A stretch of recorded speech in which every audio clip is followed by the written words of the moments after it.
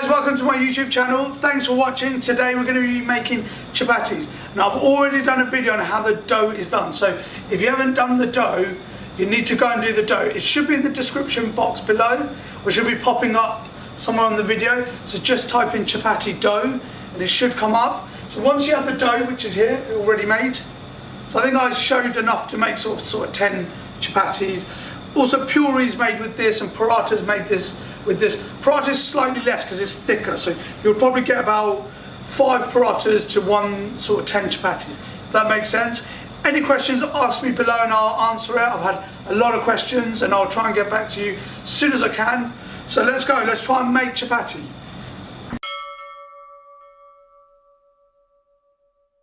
Okay, so we've got our dough here. Now, we do it sort of by the eye, but you just need to pinch some off. I'll weigh it in case you want to get it exact. So 76 grams, 74 grams I've just taken off.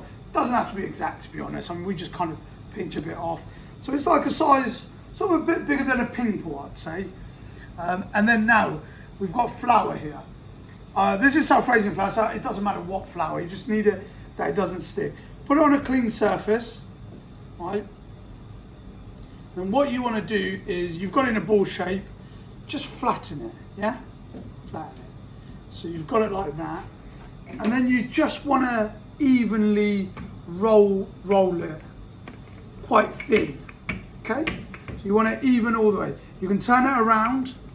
If you feel it's getting stuck, put some more self-raising flour in, because it can get stuck very quickly. So yeah, you're just going in quite thin,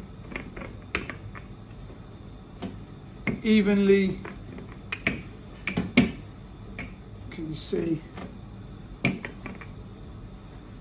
You want it nice and round. This can be a bit daunting. I know a lot of people that when I first started, they couldn't get it perfectly set round. So I'm just going to use a 9 technique with my thumb and just making it slightly bigger.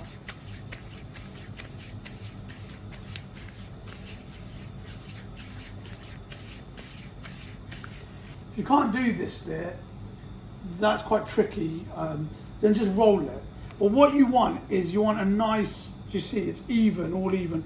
You want to get as round as possible. I mean, this isn't the most roundest, but it's okay. But you want it evenly kind of spread. Okay, so I've got the chapati here, pre-made. I've got the shape done. Now you need a tawa. I don't think they're very expensive to buy, but to make a paratha chapati, you'll need one of these. So I've already put it on.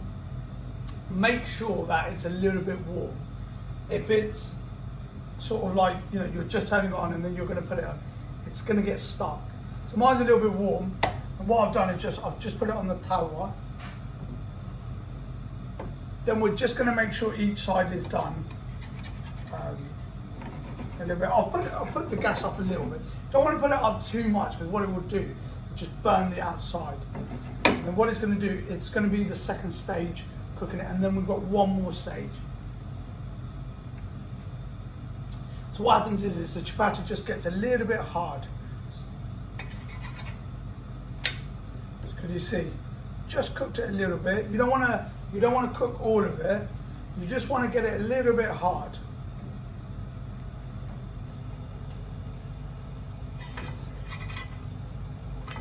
So can you see it's nearly there, but it's not quite ready, but it's got harder. You know, I can pick it up like this, whereas before, if I picked it up like that with the dough, it just thin. So we just toughened it up a little bit, and that's done.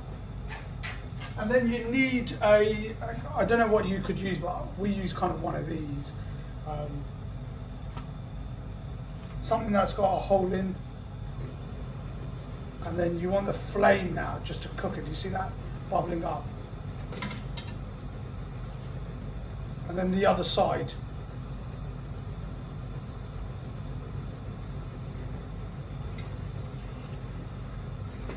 You can do the other side. You can hold it high, you can hold it up to a flame. If you hold it up to a flame, you've got to be careful it doesn't burn it. And then that's pretty much done.